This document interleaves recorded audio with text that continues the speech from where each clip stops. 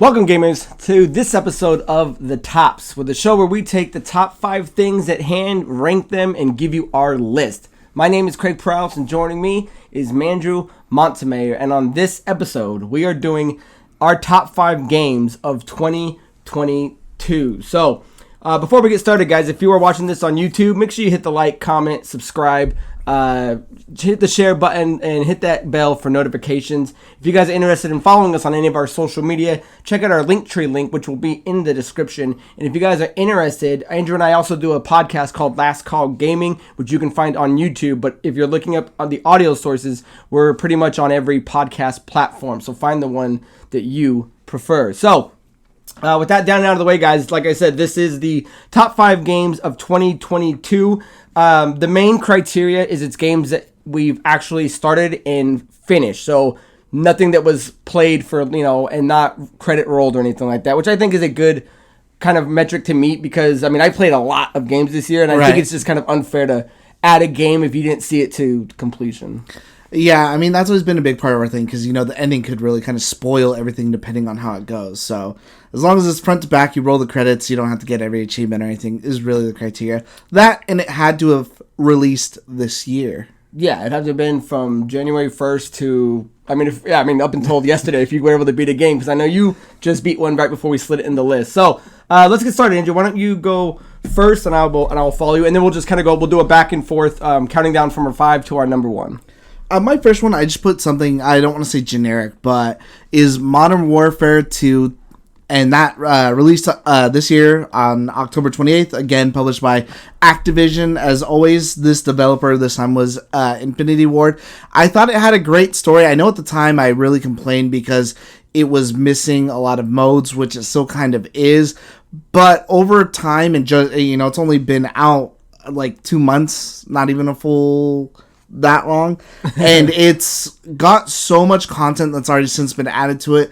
Not just the updates, they've added a couple of maps to the base game as well, but you also have Warzone 2 now, which I play absolutely every day. I don't even really go back and play multiplayer that much because Warzone's always been my thing. But you have the DMZ mode. I know I complained the other day when the raid wasn't working, but still that is there now for people who want to play it. Plus they have other modes coming down the pipeline. They have this big map with the season pass. Plus there's even, as a part of the DMZ, there's this other map, I think it's called like Hangar 21, that is only there that you can do during certain times, which is its own like timed event within an event. So for something that maybe launched a little bit buggy and didn't have everything exactly that I wanted at launch, I had to take into consideration that the rest of this stuff did come within relatively a short time, that it was a lot of bang for your buck for sure. Nice, yeah. Campaign and multiplayer included, right? All like a complete package. Yeah, just at the start, and I thought it was solid. Maybe not rock solid again because there was some issues. I actually had fun with the campaign. I know some people didn't. I enjoyed the direction they took it, but again, everything else that came with it within, I think Warzone dropped like November 18th, so like 2 weeks later, the rest of the stuff just came kind of snowballing out, that it's, a real bang for your buck. Nice. So, my number 5, guys, is the Teenage Mutant Ninja Turtles Shredder's Revenge, which was released on June 16th of 2022, developed by Tribute Games, published by, I'm going to call it .emu because it's spelled 2 different ways, 2 different times I look at it, so I believe it's short for .emulator. So, this particular game is a beat 'em up. It's inspired by the old 1987 cartoon aesthetic. It plays like the old arcade Konami games from back in the day. The levels are kind of like mimicking of like an homage to kind of like how Turtles in Time set up their levels, with which is the way they were named. One fun fact that I didn't know until I was kind of looking this up is that all the voice actors actually came back from the cartoon show to voice all the characters in the game. I thought that was neat. The other thing, and I don't ever really rate this too much on games, but it actually had a really banging soundtrack. There was a couple songs on there that were awesome. I think it was by Ghostface Killah that did it. So, and I played it with a lot of people. It was one of these games where, generally speaking, if I beat a game once, I don't really go back and beat it again. I like to move on and beat more things. But this game was so fun, and it was short enough that I was able to go back, and I played it with my brother, with my nephew Grayson, with Daniel, with Melissa. Brian Castro. I beat it with Denny Six. So it was a lot of fun in that way. And one of the new things it kind of had that compared to the old games is it actually introduced like a level up system. So the more you're fighting, the more you're collecting points, it'll actually get you like more health, and you can actually learn new moves. So instead of just being a game where you're walking and you're just smashing like the A button, there was actually like moves you could learn that would actually help you defeat enemies in a faster way.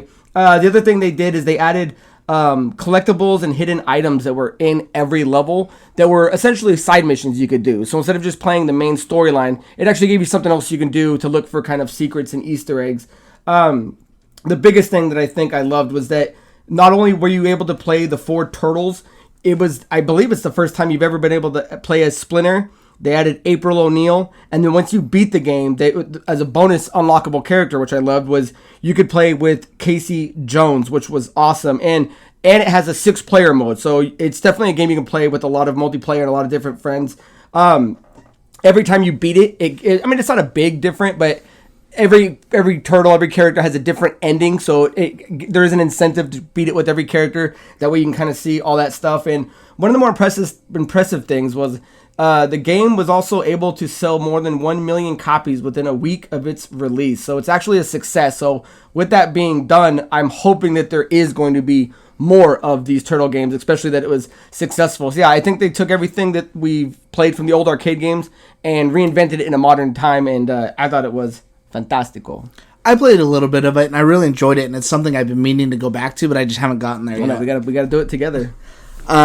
My number 4 is going to be Tunic. Now, that released on March 16th for Xbox only at first, and I believe PC. Later on down the pipeline, it did come to PlayStation. Now, this was published by Finji Studios, or not Studios, excuse me, by Finji, and then made by, I just have Andrew Scholdice. I know that some places say Team Tunic, so I don't know if he added more people, because that was the big thing about this game, is that it was mostly made by one person, so I don't know if maybe he had like a marketer, someone just do marketing, and that's why he named it Team Tunic Team. Tunic Team later on down the road. So either way, forgive me if that is incorrect, but I know Andrew Scholdice did a majority of the work. Now, I think this game is truly like one of the better games to come out this year that adds to the action-adventure genre. It really kind of encapsulates that old Legend of Zelda feel, where it just throws you into this world and doesn't tell you anything. It's you just get to start it up and go.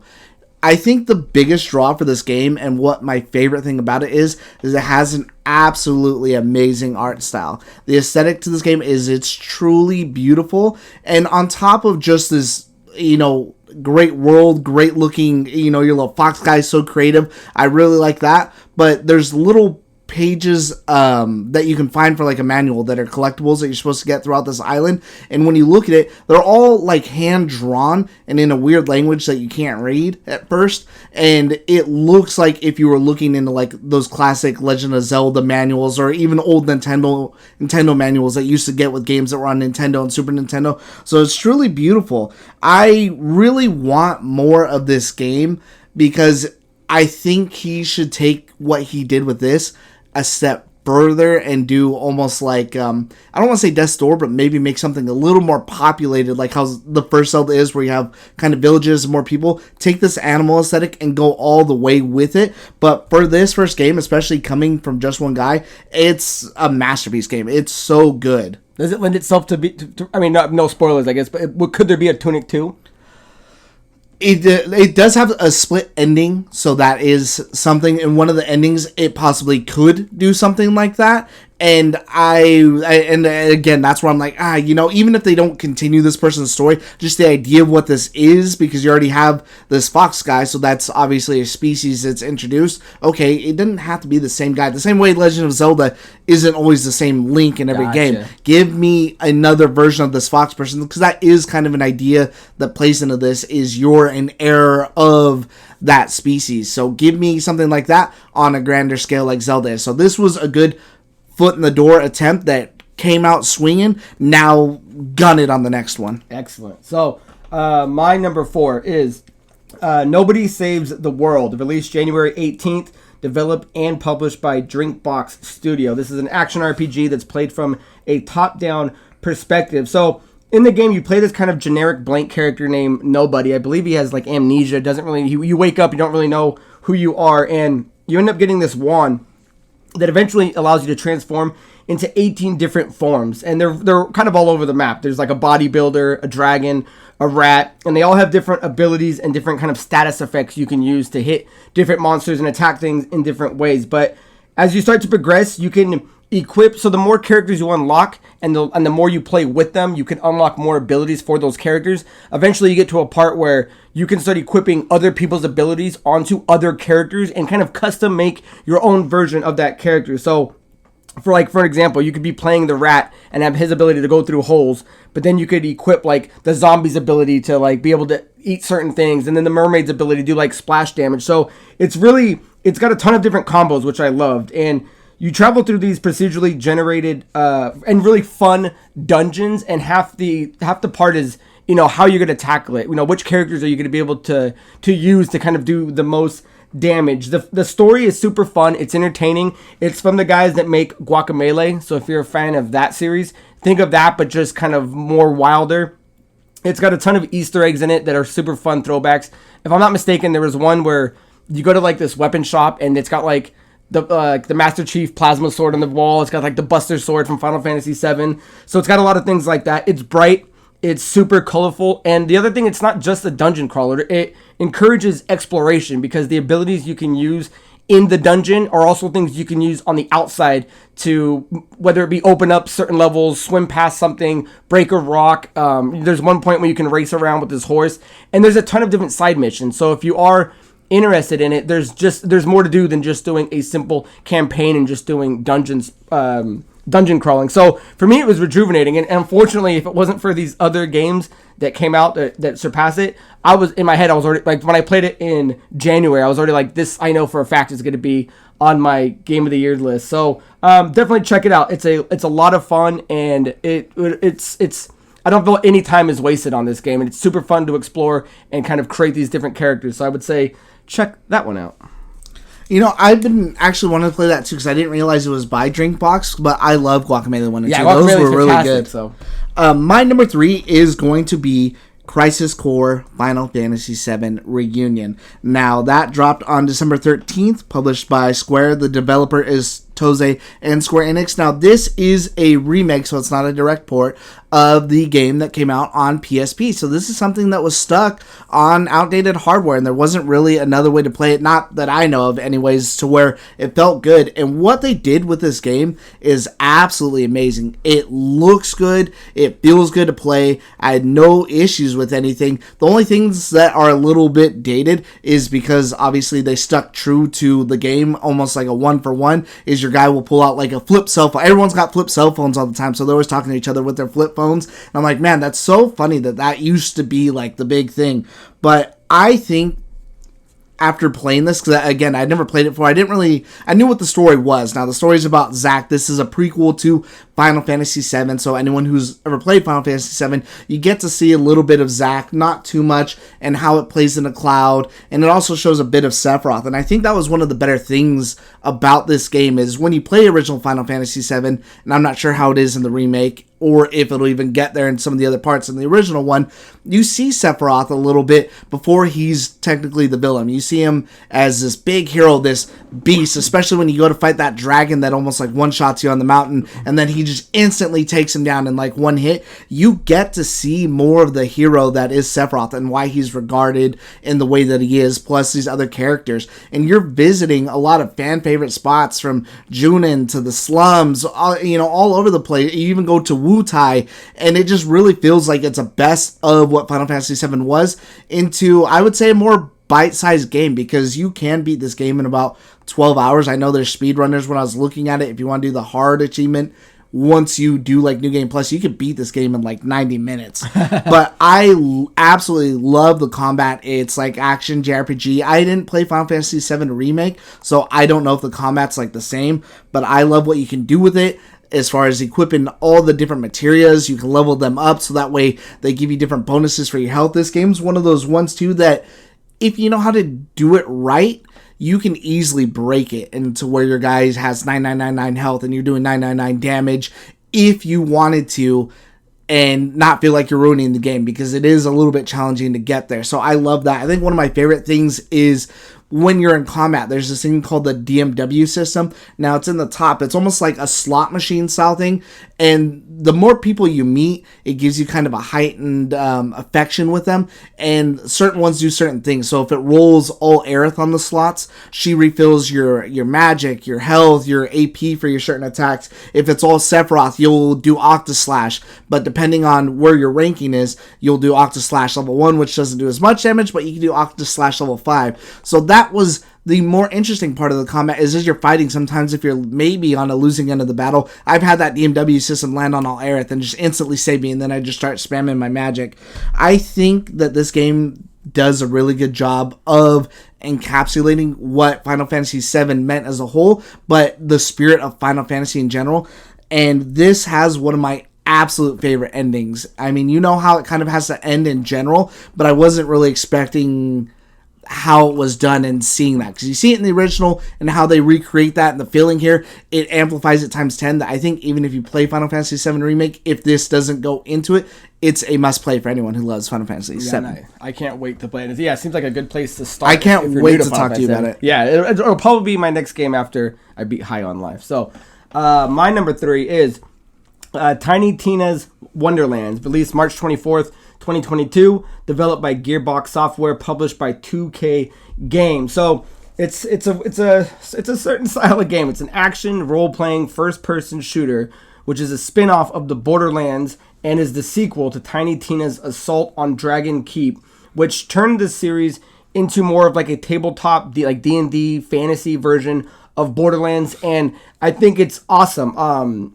If you compare it to the last one, this one has a lot of different updates on it. There's actually now like an overworld that you can travel through, which takes you to different areas, and it's funny because it's all like it's like you're playing at a house game. Like you could be walking by and like there'll be like a Cheeto on the table, or there'll be like a soda can, so bottle caps that you find on it. So it's funny. It's like meta where you're playing the game as you're playing the tabletop game itself. So where was I? Let's see. Yeah, so one of the funnest things, instead of playing a specific already, pre-generated character, you actually get to make your own character, fully customize the way they look, and then what they've done is you actually get to pick different class types. So the class types that you were able to play were the Berserker, the Clawbringer, the Graveborn, the Spellshot, the Spore Warden, and the Stabomancer, which all reflect a type of class that you would find in traditional things like D&D. One of the things they added, I don't know if this one was here when I first beat the game, and I think they've added it, is now the Blightcaller. And so what's really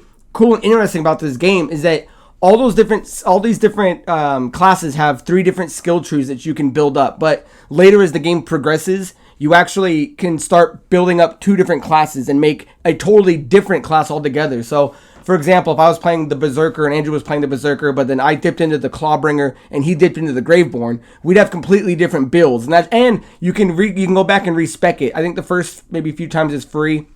Eventually, it's just going to cost you money. But it's super fun and interesting that way. I mean, me, my brother Geno, and our buddy Devin were all playing together, and we were constantly like showing each other new builds on how to do different things, especially later on when you're kind of doing the gauntlet runs and you got to take on waves of enemy and then heightened bosses. It's better to kind of, everybody brings something to the table that's a little different. I would highly recommend, you can play this game one player or it's multiplayer. I would highly say play it with at least 2 people because it's just so much more fun and interesting to do it that way.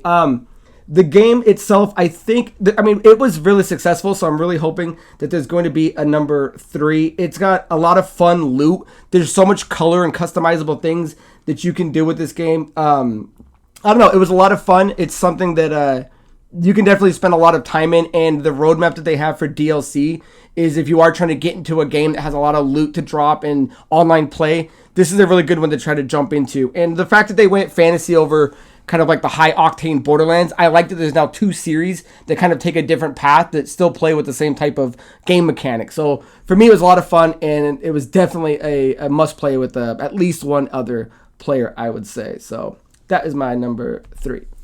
So my number 2 is going to be Pokemon Violet, and I guess by association that would have to mean Scarlet as well. I specifically played Violet. Craigie had Scarlet. Now this came out November 18th.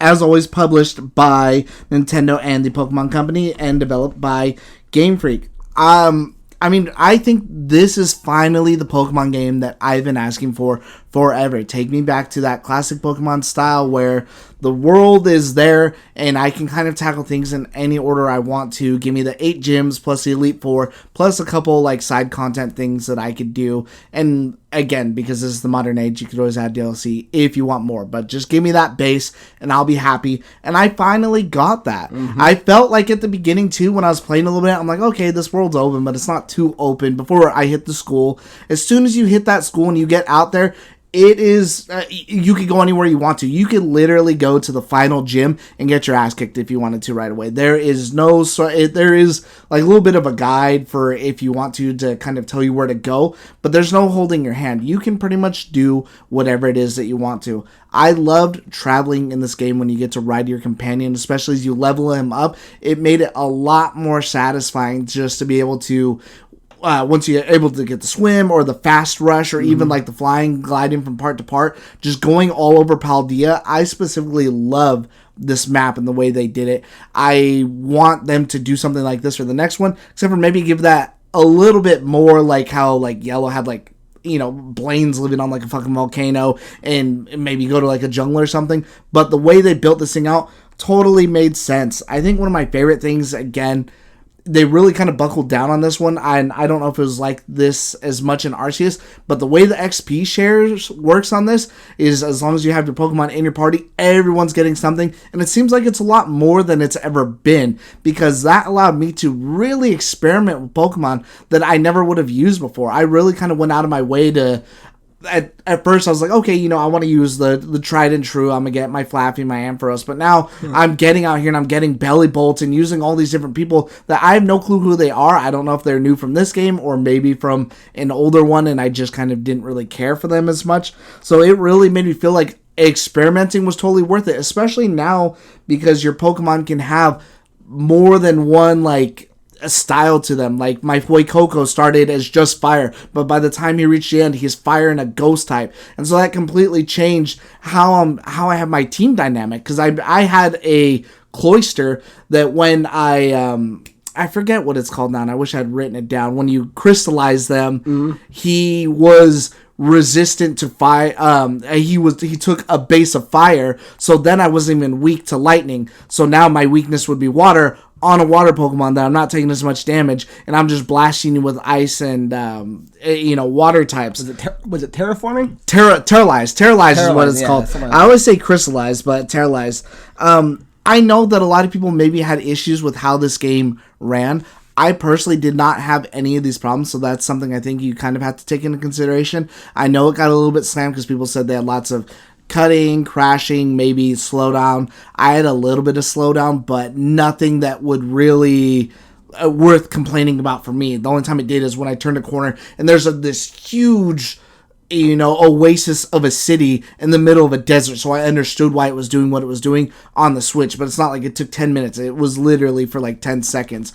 The only big complaint I really had about this game is I felt like the legendaries were really weak and kind of didn't really drive me to go and catch them. It wasn't anything as memorable as like, the legendary dogs or the birds or Lugia or Ho-Oh or anything like that. But other than that, this is finally that Pokemon game that I truly wanted, and I can't wait for the next one because I hope they just take this, refine it, and make it that 10 out of 10 and, moving forward. Yeah, that did it. And the fact that they were able to drop 2 Pokemon games this year was kind of because Arceus came out, and then I don't know if Brilliant Diamond and Shining Pearl came out too, but I remember playing those back to back, and then this one. So this is like the year I played the most Pokemon in my life. I forget that Arceus came out because it came out at the start of the year, but if this wasn't on here, then I think Arceus would have taken its place. But it was insane to think that the difference between Arceus and this is night and day. Yeah, very night and day. So awesome. My number 2 is Horizon Forbidden West, which came out February 18th, 2022.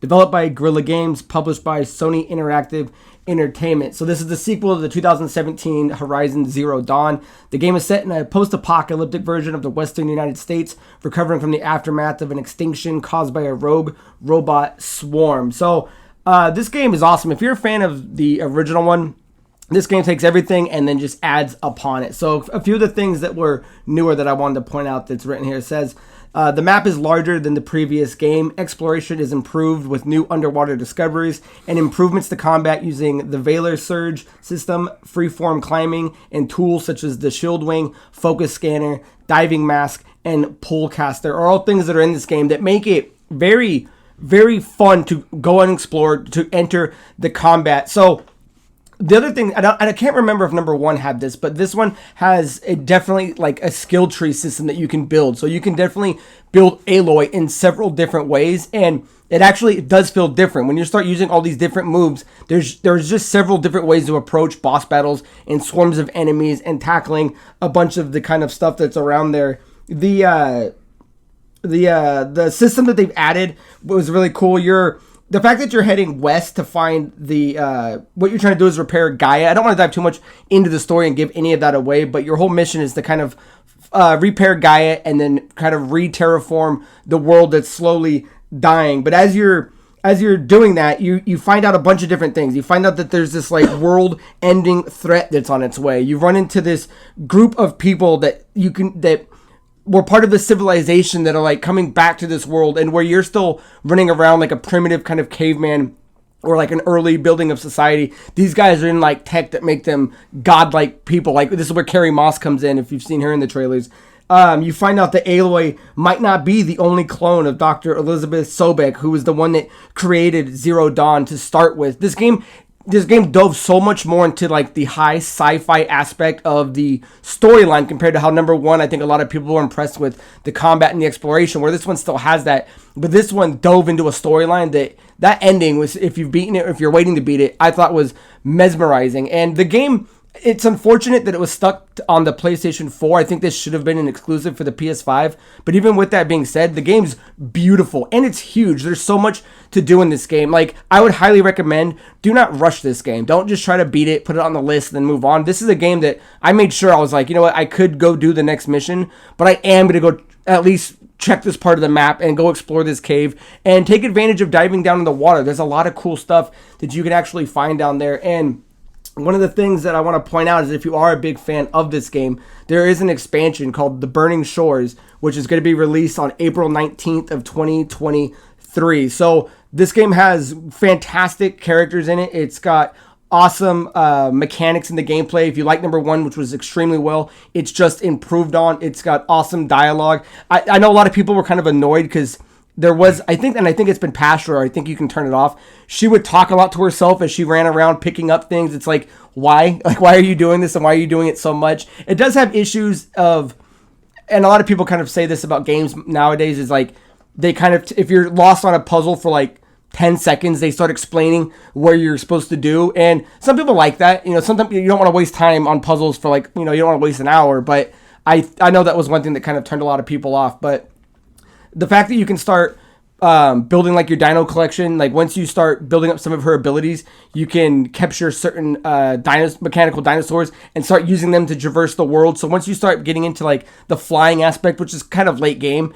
that really makes exploration really easy. So if it is something that you were, that you put down and maybe you didn't get a chance to finish, or you didn't explore a lot, I would highly recommend to at least go back when the Burning Shores launches and give it a go and play this thing to its full potential. So that is my number 2. And now we're coming down to the big boys, which is probably universally on everybody's list, is what their number 1 was, if you got a chance to play them. Andrew, it's either or. Yeah, what's yours? My number 1 is Elden Ring. Now, I could just leave it at that because the game speaks for itself. Cultural phenomenon. Came out February 25th, again published as always by Bandai Namco, made by the ever god tier From Software. This game was an absolute masterpiece in world building. Anywhere you go, the different terrains, the different enemies, everything that's there, the lore that plays into the areas that you're going, all just feels, I thought, more connected than ever. You could turn around and accidentally run into an NPC, loot, bosses, random dungeons that take you all over the place. Again, it's just like classic Dark Souls or any of those games, to where it doesn't really tell you too much, and you could go somewhere and just absolutely get punished because you're too weak to be there. But that is part of that learning experience. I felt like this game, more than ever, was accessible because of how many different ways there are to play. You can build your characters out to be dual weapons, scythes, axes, swords, magic, whips. There's so many different ways to play this game.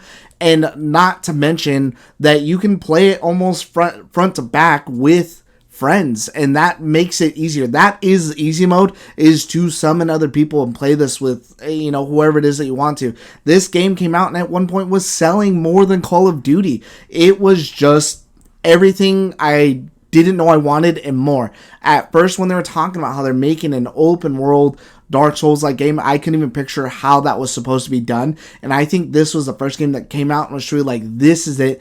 This is next gen. This is everything that I'm wanting and more. I honestly can't wait for whatever it is they're going to do next. I don't know if they're adding more to this game because they really haven't said too much as far as that goes. But this game is just front to back. It's an experience. It is hard. It is harder, I think the only thing that was maybe harder is Sekiro, because that's a solo experience. But out of all the Dark Souls, this game was the absolute hardest one. But I think that I felt a greater sense of accomplishment from beating it than I have out of anything else in my life. I've never been so fulfilled from doing something and not lost that even after I beat this game, I went through and was playing it with my brother and wanting to run him through it. Greg is someone that I want to play so that way we can go through it and it can be another, notch in his belt. I think this is a game to, even if you weren't in some of the other ones before, that you need to at least try it. Like, I could not recommend this game enough. Nice, yeah, and that is won a lot of Game of the Year awards, as well as my number one pick, which is God of War Ragnarok, which was released on November 9th, 2022, developed by Santa Monica Studio, published by Sony Interactive Entertainment. This is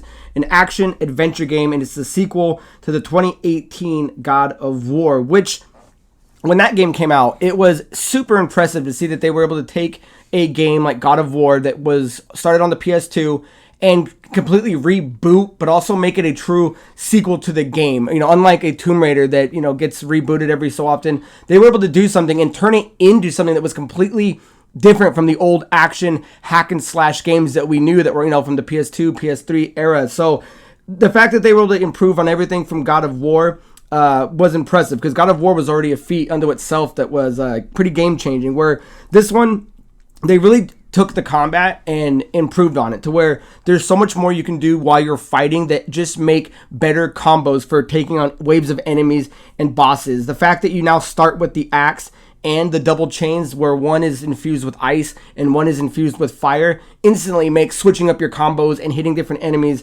really more enjoyable. And there's a few things they've added. There's a new weapon that you get in the game that is the spear, which happened to become actually like my favorite weapon in the game the more I was able to level it up.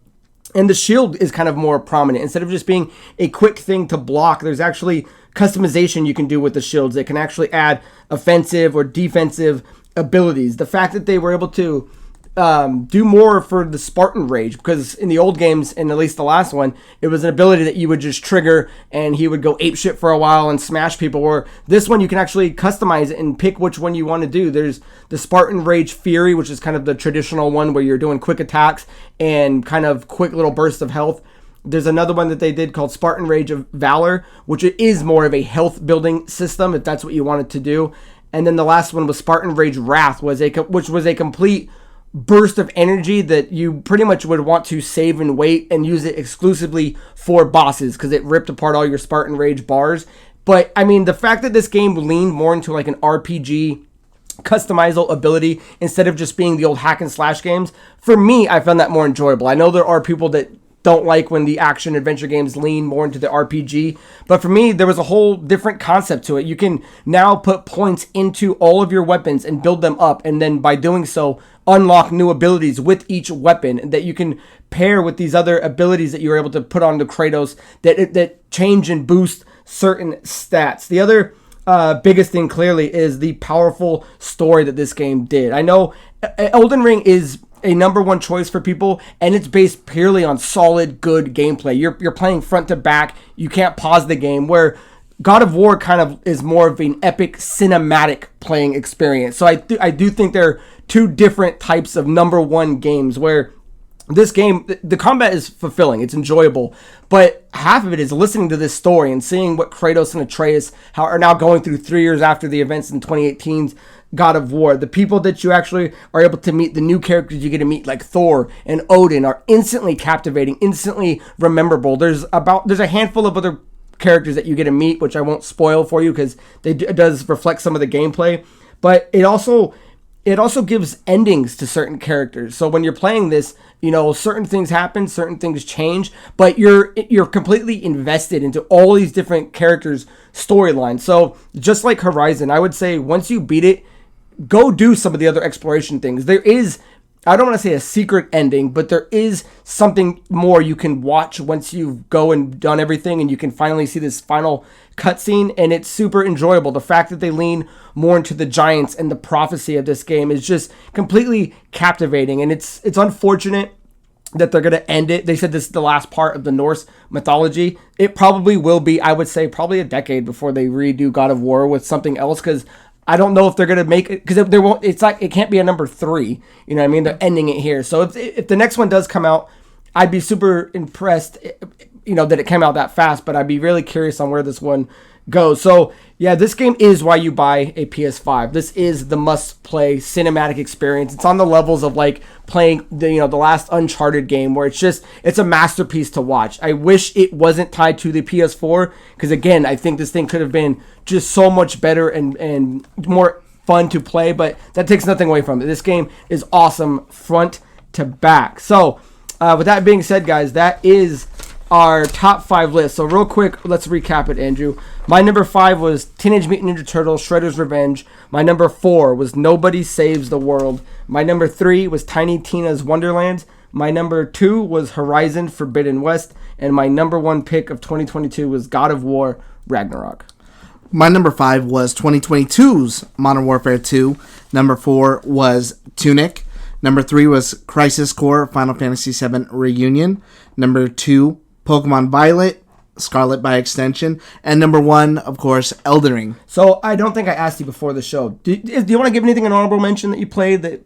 I'll go first. So one of the game I didn't put on there was Marvel Snap, because you can't really beat it, and our main criteria is that you have to be able to beat that game. But it is the game I've single-handedly put the most hours to this whole year. But the other big one that I recently just beat was on the Nintendo Switch was Mario and Rabbids Sparks of Hope. That game was so awesome and so fun to play, and the fact that you're able to get Bowser on your team this time, my full team I was doing at the end was Mario, Luigi, and Bowser. It's an awesome RPG. It looks beautiful with all the shortcomings that the Switch has. This game looks beautiful on it. So for me, that was my honorable mention that just missed the cut. For me, mine would be, and again, this released this year on Xbox, so it is an older game. That would be Ni no Kuni.